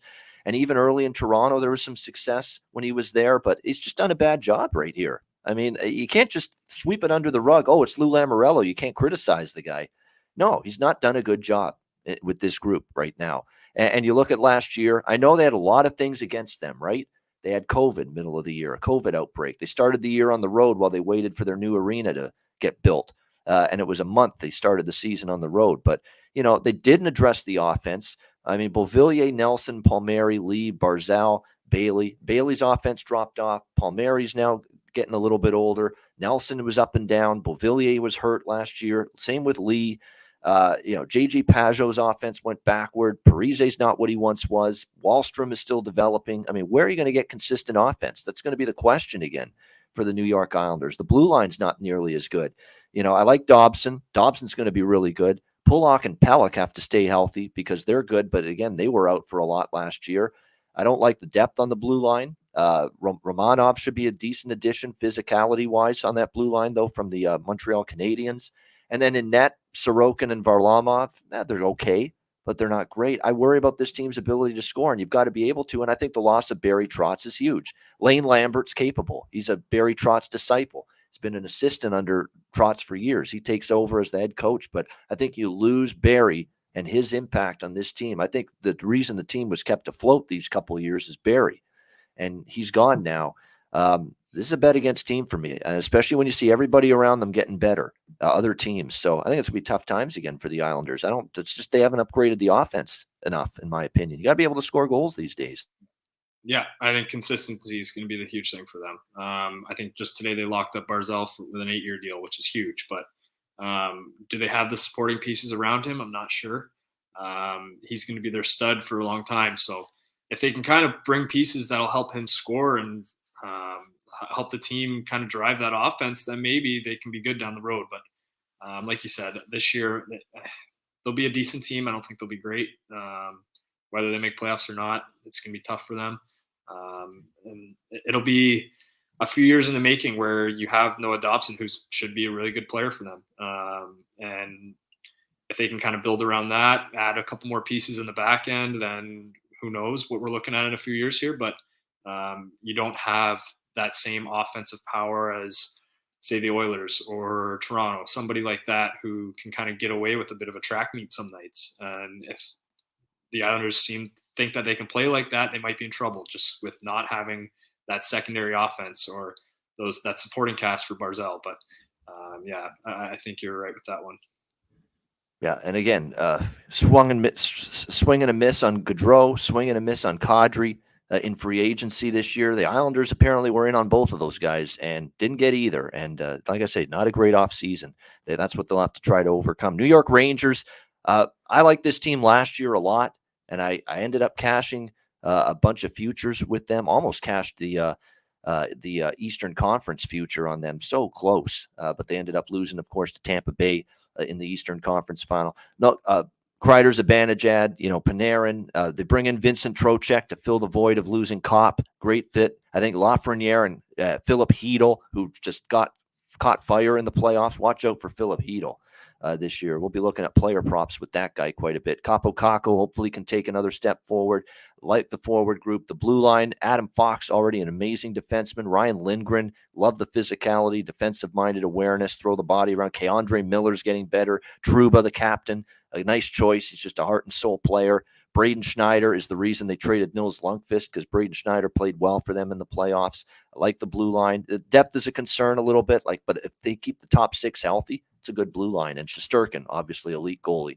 Rangers probably win this division again, no question. I think that's a good bet. I like this team quite a bit. I mean, the point total's high, but definitely good things again for the New York Rangers, and a slam dunk hire in Gerard Gallant. Love the hire when it happened. This guy is a great coach, and he already showed that. He's got the Rangers ahead of schedule. Year one with Gallant, look what they did. Yeah, that's exactly it. I think depth is huge for them, right? They have their Lafreniere, they have their Panarin, those kind of guys who can really drive them up front, and they'll be able to score every night. So I like them offensively and defensively as well. You have, like you said, you have your Trouba, you have your Keandre Miller, Adam Fox. Like, it's a well-rounded team from the net out with Shesterkin as well. So a very good team. And again, who knows once playoffs hits, if they can stay healthy, then that could be a cup contender as well. So we'll see with them. No doubt. All right, we'll try to wrap this up in 15 minutes, so we'll go a little more rapid fire here. Ottawa Senators next up here. Look, this is another team. I mean, they fit that mantra of teams that they're unbelievably good offensively, potentially, this Ottawa team. I mean, Tkachuk, Norris, Batherson, Claude Giroux brought in, of course, Tim Stützle, Alex DeBrincat from Chicago. Shane Pinto is going to be on a third line, and he's got great offensive instincts and abilities. This team's going to be able to flat out score goals. There's nothing else to say. I mean, they're absolutely terrific up front and their ability offensively. I don't love the blue line still, though. I mean, I love Shabbat. Artem Zub got better. Hamonic, though, is just someone that can't stay on the ice and stay healthy. Sanderson, Brandstrom hasn't, he's supposed to be a big-time defenseman, and he's just taken forever to get to the big club, so I've got questions about him. And then in net, Forsberg, Talbot. I worry about Talbot. Talbot was good in Minnesota last year, but he doesn't have Minnesota's blue line here in Ottawa. All right, I worry about that. I want him to succeed. He's just down the road from me here, a Caledonia guy. But nevertheless, I worry about that a little for Cam. He doesn't have that great wild blue line this year. You got a very shaky blue line now with Ottawa this year. Another team that's going to play some overs, I think, at some high-scoring games. I think they are better, and I think they could make the playoffs. They'll go as far as the defense and Talbot take them. Yeah, I think you're right with the overs with Ottawa. I mean, they're going to score goals, and it could be ugly for them some nights with their backhand. So, I mean, taking overs with them probably is a safe play. You have your Brady Tkachuk, your Josh Norris, all those kinds of guys who are going to be really good players for them for a long time. So they'll be offensively capable, yes. Defensively, I don't know. That's kind of the theme for a lot of these teams this year is like, how can they stay healthy, one, and is their blue line going to be good enough? Are they going to be solid? Do they have the depth for it? And then their netminders, who knows? So overs for sure in Ottawa. Sorry, there we go. 15-1 on the Philadelphia Flyers. I have our next team to have the worst regular season record in the NHL. And that's, and look, Chicago, Arizona, teams like that are the favorites to have the worst regular season record. If you look at FanDuel, DraftKings, a lot of those sports books. But I took a shot at 15-1 plus 1,500 for Philadelphia to have the worst regular season record. I mean, John Tortorella is already calling out the dressing rooms and the leadership, in an interview last month. That's not good. I'm worried about our dressing room. I mean, that's just a bad sign right away. You've got a forward group that's riddled with injuries already in camp. Atkinson, Farabee, Sean Couturier is on IR now to begin the year, and that team just needs him badly because this center ice position is just – I like Kevin Hayes, but is he ready to be a number one center? That's what's going to have to happen if Sean Couturier is out, which it looks like he's going to be. This blue line, Provorov, huge step back last year for him. D'Angelo, bit of a risk take, good offensively. He's got to keep working on that defensive game. Ristolainen is just a terrible signing by Chuck Fletcher. Terrible. He doesn't have his old man's GM abilities, that's for sure. Chuck Fletcher, not like his old man Cliff. To swing these big deals, struck out on a bunch of free agents, overpaid Ristolainen, who takes more penalties than he's on the ice, spends more time in the box than he's on the ice. Cam York, Justin Braun, Justin Braun's better days, I think, probably behind him when he was with San Jose. Carter Hart, good at times, not so good at times. He's got to be better. He's really going to have to be good if this team's going to do anything. I think it's going to be a rough first year for Torts. Torts is going to be asking himself, I think, why did I come here? But I think it could be tough for Philly. Yeah, that could be tough for them. I mean, with the style that we kind of see as fans of the league, I mean, the way Tortorella kind of coaches, it could be very good for them. It could be brutal. Like, they could have a team that kind of says, screw this. Like, I'm not playing for this guy. Like, what are we doing here kind of thing. And the fact that they had so many injuries at the start of the season, it's not what you want there. So, could be a tough year in Philly for sure. All right, Pittsburgh Penguins. What the hell are we doing here in Pittsburgh? We're giving guys in their mid-30s a 6-year contract like Chris Letang. What the hell are we doing? I mean, I know we want these guys to stay lifelong Penguins, and there's a bond with them and the fans, Letang and Crosby and Malkin and all these guys that have been together, and even Malkin. I mean, Malkin I could live with because he can still be a pretty damn good player when he's healthy, but again, he hasn't been healthy for a full season. Letang's never healthy for a full season. Crosby's even had issues playing 82 games lately. And that's going to be the issue for Pittsburgh. I mean, when everybody's got available to them, they're still pretty damn good. And you got Raquel now from Anaheim last year, and Rust and Jason Zucker and Gensel, of course. Carter can still play a little bit. They need more out of Kapanen because Barry Kapanen should be better than he's been, more impactful than he's been. He's got to step it up for the Penguins this year. Blue line, when they're healthy, they're solid. Dumoulin, Letang, Pettersson. Petrie, I don't love the addition to him because he had such a tough year, but maybe he just needed to get out of Montreal. Really bad team last year. Maybe in Pittsburgh he'll thrive. Ty Smith, Jan Ruda rounding it up. Tristan Jarry, pretty solid year for him last year. But again, at playoff time, if they get there, and I think that's a big if. I don't think it's a guarantee Pittsburgh's a playoff team, given everything around them in the Eastern Conference. But, average age, oldest average age team or one of in the NHL. And injuries are an issue with this team every year. I mean, that's why it's hard to prognosticate Pittsburgh. When they're healthy, they can be pretty good. But if they suffer injuries, sayonara for them. Yeah, I think that's it for them, right? Like, they sign these guys who have been there for a long time, who have won them cups, Crosby, Malkin, Letang. It's kind of like a show me year. Like, if you still got it, then we got to see it from you, kind of thing. So if they can come up and be the guys they were 3, 4, 5 years ago, then hey, you never know. But again, it's injuries. Like, Crosby hasn't been healthy over his career. You never know with him with his concussion stuff. If he takes a bad hit at some time this year, and that, who knows, right? So again, it could be a difficult situation for them if they run into injury trouble. But if they can stay healthy, then they might be a team that can win some games and sneak into a playoff spot. All right, Seattle Kraken, of course, tough first year. They actually, unlike Vegas, they played like an expansion team in their first year last year. But I think they'll be better. I mean, you can look at the possibility of, Matty Beniers and Shane Wright as your top two centers. That's a good starting place. I mean, you want to be strong down the middle. They could, and Yanni Gord as well in the center ice role for the Kraken. They bring in Burakovsky for some offense and Bjorkstrand from Columbus. That's going to help them offensively and give some support to the likes of Eberle and Schwartz and guys like that offensively. They're going to hope Jonas Donskoy plays better than he did last year. Bounce back for him. We'll see. Donato's capable. But defense, Dunn, Larson, Oleksiak, Schultz, Susie, Will Borgen, the defense for the Kraken. And look, Philip Grubauer didn't play well last year. Bad year by his standards. And he's going to have to bounce back, play like he did against Colorado. But Seattle will be better. I'm going to be looking for spots to bet on Seattle.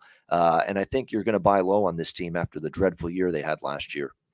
Yeah, you might get some good odds with Seattle too, right? Just with that being an expansion team and kind of doing that sort of expansion thing that we expect from most teams, right? Not the exact opposite of Vegas, but you think like they're young, they're hungry, kind of reminds me of an Ottawa team from a few years back where you had a Brady Tkachuk who's just coming into the league, and at times they would go into Toronto and beat the high-powered Leafs 2-3 years ago. So, I mean, Seattle could be a good pick for some nights with some of the high-powered teams where they might take them a little lightly just with the experience that they have. And I think they're building through their draft, it seems like, which is good. So I think they'll be good in the future. Who knows what their timeline is for that. But again, a young team who could win some games and surprise some people. So we'll see. I actually skipped San Jose. We'll do them next. San Jose, I said Philly could be the worst team in the NHL overall. If not them, potentially San Jose. And look, Arizona, Chicago, teams like that could be in the mix as well. But, I mean, San Jose is in tough. And I talked, Mike, about how you got Edmonton, you got Calgary, you got Vancouver, who I think could be better, LA, Vegas, an improved Anaheim team, maybe an improved Seattle team. Where does that leave San Jose? It leaves them in the bottom, I think, in this Pacific Division. I mean, it's just the forward group is just it's Meyer and Hurdle and Couture. And after that, there's a huge drop-off offensively. Who's going to score for you after that? Defensively, Arrington, Carlson, of course, is just up and he's all over the place. Some good games, some bad games. Health's a concern. Vlasic, not what he used to be. Not a very great blue line. And then you've got three goalies, and none of them are number one caliber at this stage, in my opinion. Reimer's a good backup goalie. Kakinen's a good backup goalie. Farmer in the Dell. Aaron Dell is a decent backup goalie, but I don't know if any of them are capable to be the number one guy. So it's going to be tough, I think, for San Jose. Yeah, like you said, with that forward group there with Couture and that group, you don't have that offensive power. And you're going to need that if you can't really rely on much else, right? You have a guy like Erik Karlsson whose best days might be behind him. He showed glimpses of vintage Erik Karlsson from his Ottawa days a little bit last year, but hopefully he can keep that up. If he can stay healthy, you never know. But again, it might be tough in San Jose.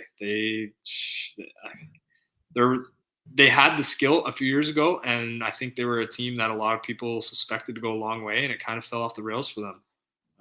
So it's been a couple tough few years for them, and I think it might be another one for them as well. And learning a new system, too, under David Quinn now taking over as head coach of the San Jose Sharks, former Rangers head coach as well. So that'll be an adjustment. All right, St. Louis Blues, no adjustment here. The Chief is back. Craig Berube, of course, many years now, the head coach for the Blues. A St. Louis team that, familiar faces up front.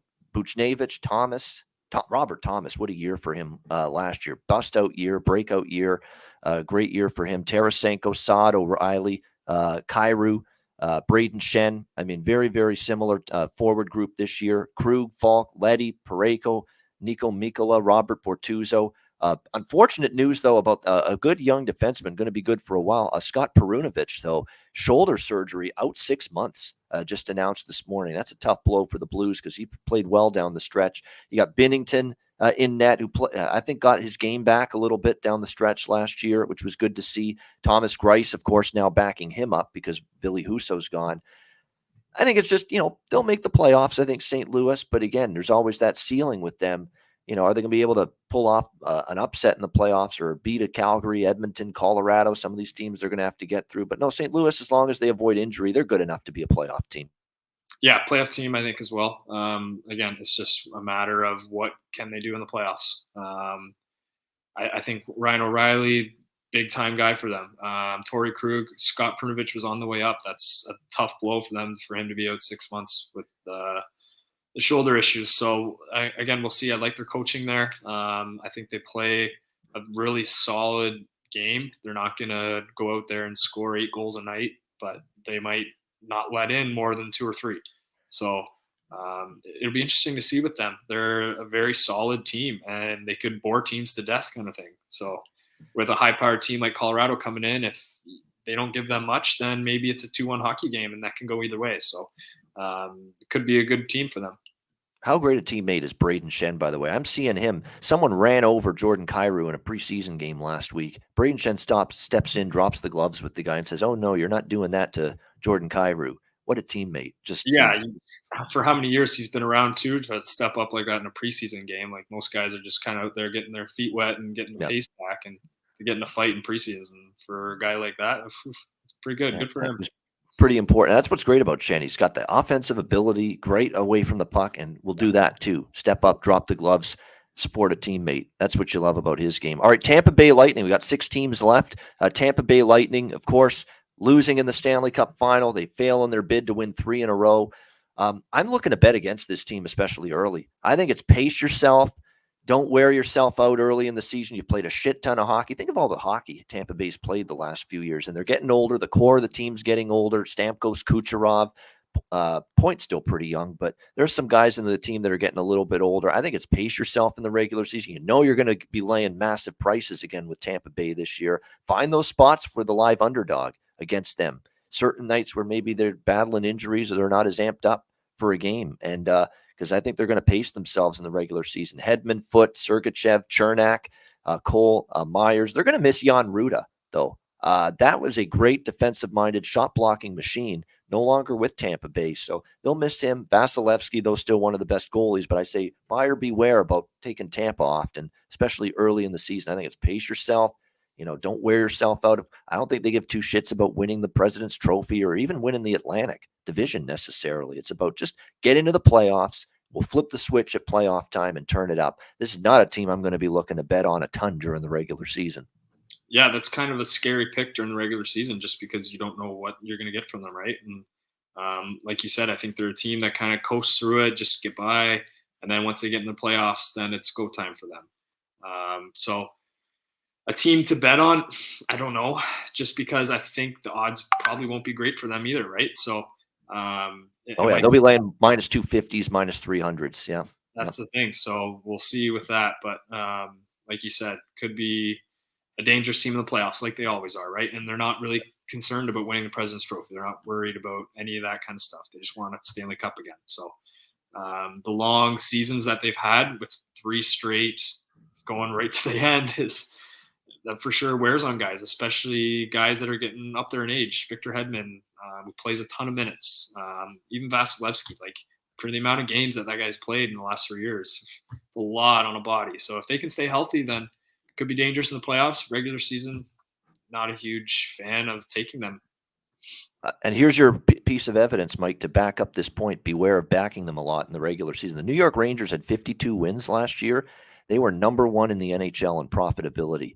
52 and 30 plus 13.8 units of profit. No one made more money than the Rangers for their backers last year. Tampa Bay only won one game fewer than the New York Rangers, 51 wins. Do you know what they were last year? They were a money loser, minus 2 units.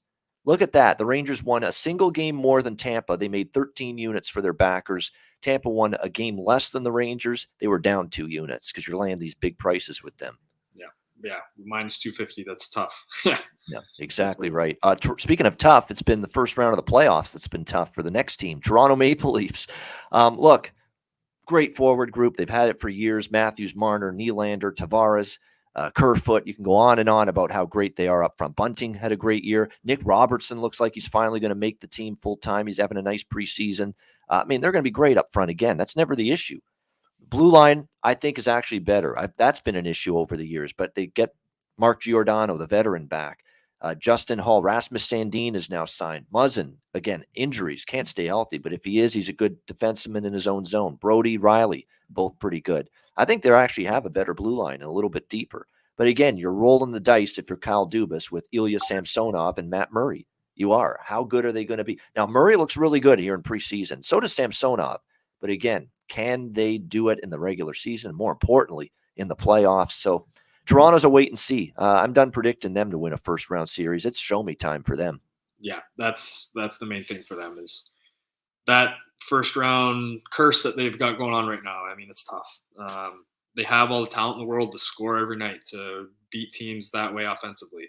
And I think you're right with the defensive group that they have this year, that I think they made a good impact with that. And their goaltending situation, I think over the summer, it was a lot of people questioned that move, not being able to sign Jack Campbell again, bringing in a guy that like Matt Murray and then Samsonov, like you're not sure what you're getting with them. So it could be great.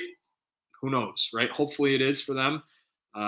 Obviously a local team here, you want to see them kind of do as well as you can, but it'll be interesting. It's a great team that has the ability to win. It's just whether or not they can put the pieces together. I'm a big fan of Sheldon Keefe.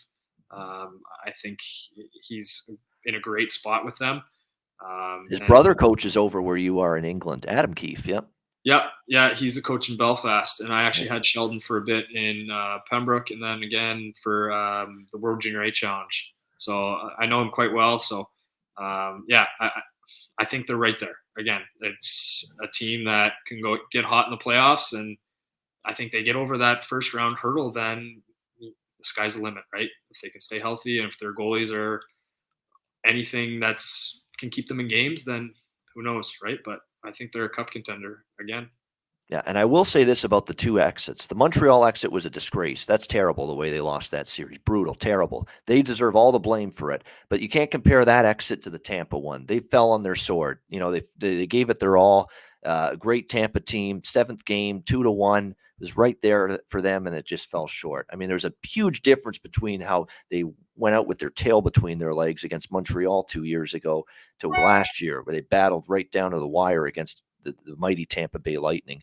Vancouver Canucks, look, full season of Bruce Boudreau is going to help, I think, Mike, because this is a team that once he took over, they started to play better hockey. I think having him for a full training camp is going to help this team. They'll be ready to go and have a better start. I don't like that Besser's hurt, and I don't like that Ilya Mikheyev, who was great for the Leafs last year, they get him in the offseason, that he's out to begin the year. That's troubling. But you got, JT Miller's back. They weren't sure they'd keep him. Pedersen, Höglander, Kuzmenko's looked good in training camp. Podkolzin, Horvat. I mean, Tanner Pearson. You've got some offensive weapons. Again, with this team, the blue line, Hughes has to improve his defensive game. We know he's great offensively. Myers, Poolman, Dermott, Ekman, Larson, Shan. I'm worried about that blue line for Vancouver. I got to admit, it's not great on paper, but they do have a great goalie. who can bail out a lot of mistakes, though, and Thatcher Demko. But I think Vancouver, just because Boudreau, I like him in the regular season. He does a good job. Playoffs a different story, but he's a good regular season coach, and a full training camp. That'll be a good thing for the Canucks. Yeah, I think so too. I think they need a couple big bounce back years for a guy like Elias Pettersson and even Brock Besser as well. I think if they can have big seasons for them, then they could be a dangerous team. And again, Quinn Hughes has a lot to prove as well. He's one of the best offensive defensemen in the league, if not the best. But again, you've got to play a 200-foot game now. And with being in that division, going against Edmonton, Calgary, even LA, like you can't get into track meets with these teams and expect to win games. So I think their coaching is an upgrade. I think if their forward group can stay healthy is the main thing, and then have good bounce back years, then they could be dangerous. Vegas Golden Knights, this GM, I don't know what he's done. He's botched this thing beyond belief, Kelly McCrimmon. How do you lose Marc-Andre Fleury for nothing? How do you lose Max Pacioretty for nothing? And by the way, they phrased it that we're trading Max Pacioretty to Carolina for future considerations. You know what future considerations are? Jack shit. All right, that's what future considerations are. Fuck all. You're not getting anything back, essentially. You're getting nothing back. And the reason they had to trade Pacioretty to Carolina for nothing, just to get under the salary cap, get cap compliant. Brutal cap management by this team. I can't believe how bad they were with that. And it's kind of hamstrung this team. I mean, you need Jack Eichel to be ready. He didn't play great down the stretch with them last year. You hope a full training camp, healthier coming off the neck surgery, helps him here. Eichel to have the year that they hope that he can deliver. Riley Smith, Marchessault, Carlson, Stone's got to have a better full season, because down the stretch he kind of cooled off. There's question marks there. I like the blue line still. It's hard not to when you got Pietrangelo, McNabb, Theodore, Martinez. It's still a pretty good blue line. Goaltending is going to be interesting. Leonard's not going to be part of the equation for a while. Brossoit is on IR to begin the year. How good is Logan Thompson? At times he played very well for Vegas down the stretch, but he's going to be the guy now, the number one goalie, Logan Thompson. See how he handles it. But I like the hire of Bruce Cassidy. I thought he got a raw deal in Boston. That was not right what they did to him there. I love the coaching hire, but man, there's a lot of things he's going to have to deal with this team, inheriting them. Yeah, I think if he can get the most out of his top guys, then they could be a good team. Obviously you have Jack Eichel, who is one of the best forwards in the league. And if he can play up to what Jack Eichel's supposed to be, then that could be dangerous for them. But again, losing Pacioretty and key guys like that, it's a tough situation. But I do like their back end. I'm a big fan of Shea Theodore. I think they have good depth there. Maybe it'll be able to give their young goalies kind of some leeway and let them develop a little more. Like Logan Thompson, like you said, like if he's going to be the number one guy, they're going to have to play some good defense in front of him, just because it's tough to do as a young guy and play however many games he's going to play over an 82 game season. Like it's tough to be able to do that. And if they have the support system around them, then who knows, they could be pretty good for that. But bringing Bruce Cassidy in, hopefully he can get the most out of a guy like Jack Eichel and the rest of their forward group, who can potentially be dangerous at times. So it'll be interesting to see what they come up with down there in Vegas.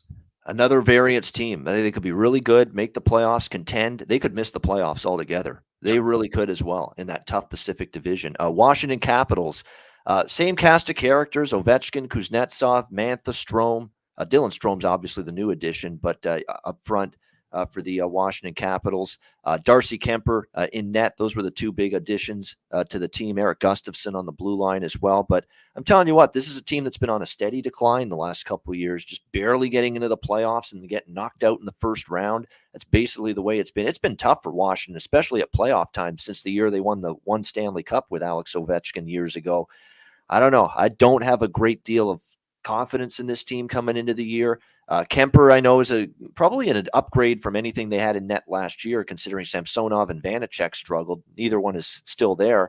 But boy, Kemper goes from Colorado to this Washington blue line that, is hit or miss. I mean, Fehervari's still mistake prone at times. Carlson had great offensively, defensively at times a little shaky. Jensen, same thing.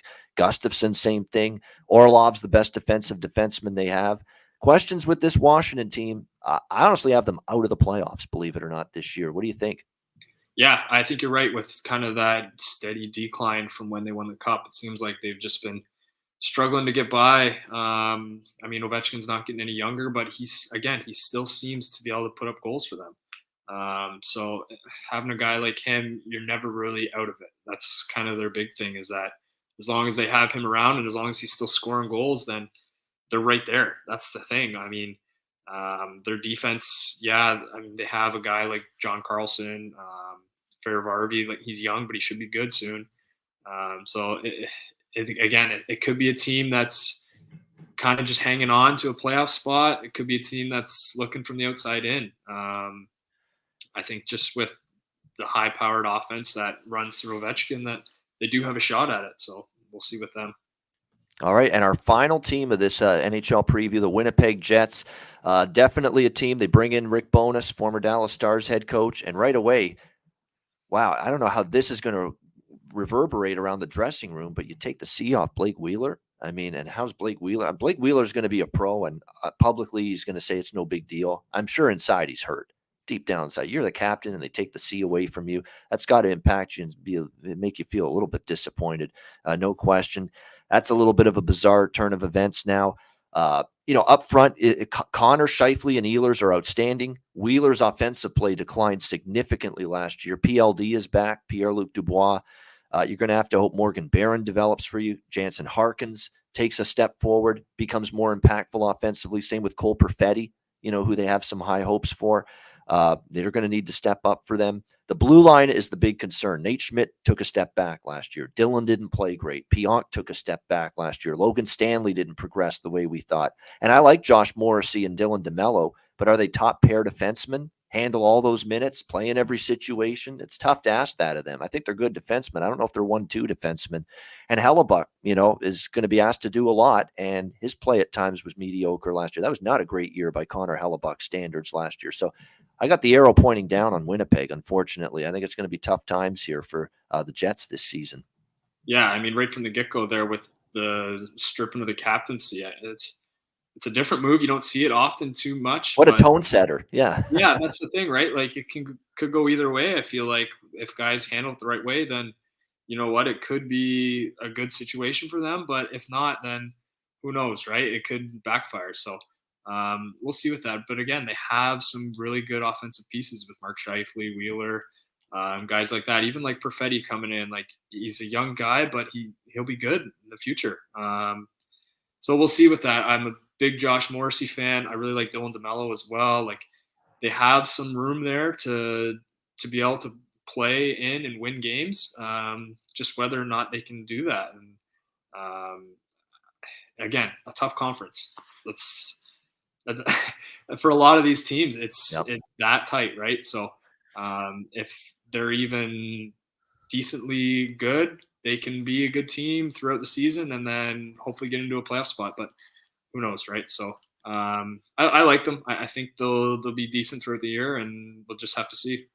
Yeah, well, it's going to be based on Connor's got to play better, Hellebuck and net, and the defense has got a huge dramatic improvement from the last year for sure. Mike, we thank you a million times over. I didn't plan for the show to be an hour, 40 minutes. I was joking at the beginning we'd be 2 hours, but we almost did hit 2 hours. But great stuff with you. And again, he's going to be playing over in England this weekend. That's why we did the recording of the show today, earlier in the week. Now, I know, and I'm going to throw this out there, this joke may fall flat, but you know what? I know in a hockey game, it's physical, it's competitive. You're going to have scrums and shit after the whistle. Someone says something to you, maybe hacks you in the back of the leg with a slash after the whistle. You're not happy and you want to talk smack to someone. You can always say to them, hey, suck my Crocock. There you go. What do you think? No. Yeah, not great. Not my best work. Yeah. Not my best work. So you're playing when? Friday, Saturday this weekend, right? Yeah, we go Thursday, Saturday, Sunday this week. Yeah.